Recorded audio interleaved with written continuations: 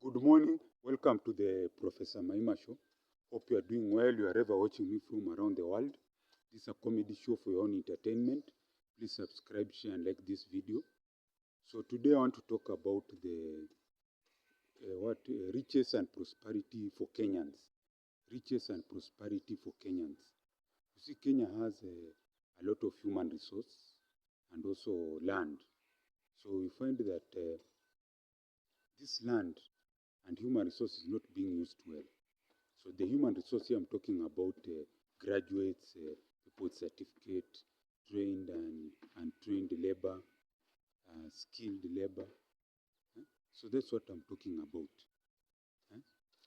So this skilled and unskilled personnel is what I'm talking about. Riches and prosperity for the Kenyan people. So let me show you something. So I'm here in the land. So this is the land. So this is land here. This is land here. So this is land here. Yes. So you can see the maize here. There's maize, there's cassava there. There are banana plantations there. So this is fertile land, isn't it? This is fertile land that you can grow different types of crop. Keep, what can you say, animals, let's say chicken, you can keep pigs, you can keep all manner of animals, isn't it? So that's why I'm talking about riches and prosperity for Kenyans.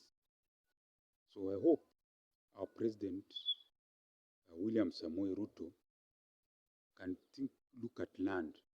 So I was thinking, there's a time I traveled in Kajiado, and then there was a lot of, I saw a lot of good land, but barren.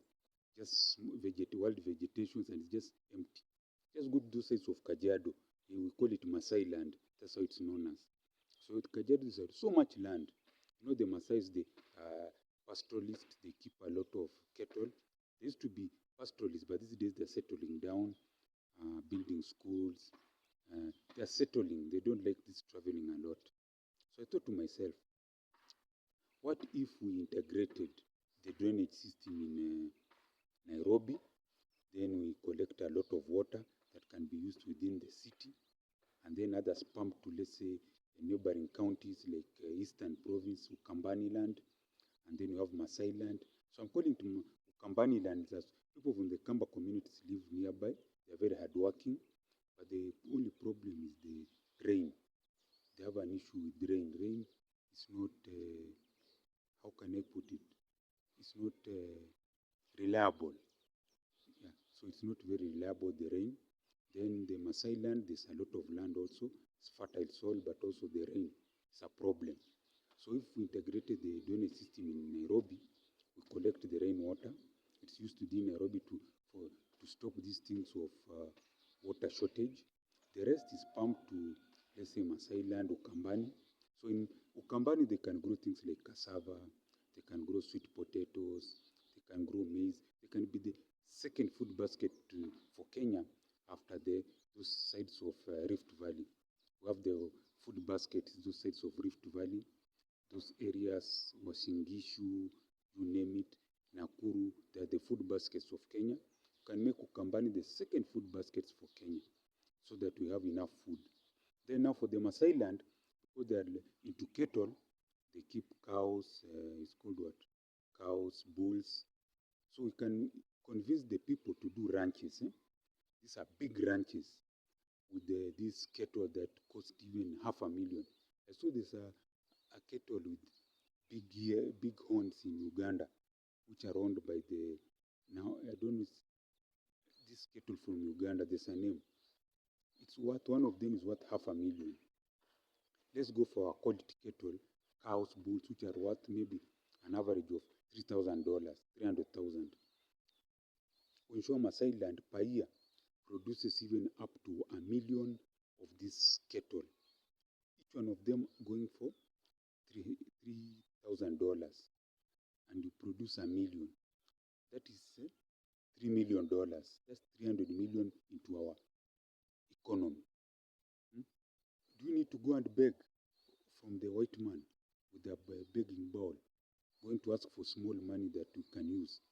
That's why I'm saying riches and prosperity for Kenya. So they do ranching, and then they produce beef byproducts. They produce what else? Skin for leather, and then we do a factory for processing the beef for export and local use. We use the leather for local use and exporting, and also they can build a factory to hire to employ the many young Gen Zs in Masai land, so that this tradition of pastoralism dies. You have a ranch, you can be employed in a factory, you can do business, leather products. I see some of them hawking those things, but these things are imported. They hawk a belt for $10, sandals for $5. But with properly made leather in Kenya, or leather products, like they used to have a company called Bata. The young Gen Zs don't know this. We used to have a Bata company here in Kenya. I don't know if it's an international brand, but I knew Bata in Limuru. They used to have a very big company, but they use local leather to make nice shoes that would stay for a long time, and then they would be sold, and even some exported. We even had Kaunda suits, we had Raymond. They would make these blankets, not duvets, which are imported from China and Dubai. So that's what I'm saying, riches and prosperity for Kenyans. So we grow crops, we do value addition, and then we do, what is it? We export, and then we earn money for the country. This is what I'm talking about, riches and prosperity for the Kenyan economy. You create employment, you create entrepreneurs. Someone said the young Gen Zs don't want to be employed. Yes. So if you have a factory that is making leather products, these young Gen Zs can go and get orders because they're from the factory. Then they go and start selling them online, even exporting. These are entrepreneurs. Riches and prosperity. The farmer becomes rich, the supplier becomes rich, the factory owner becomes rich, the retailers, the young people, Gen Zs become rich, social media or marketing these products become rich. That's why I'm talking about riches and prosperity for Kenyans. The land, this land that we're talking about is what will bring riches and prosperity to Kenyans. You see, look at the maize, well grown. Look at the land. You have the cattle, cows and bulls produce beef for export. They are processed. They also produce leather, skin for leather that is processed into shoes, leather, bags that can have local brands. Then our engines are so creative. They can come up with a brand of authentic things that can even rival the big brands in America. The chiffons, the what. When I was young, I used to read those magazines. They would get magazines from America. These magazines, a magazine came out in 1998. We are reading it here in 2001.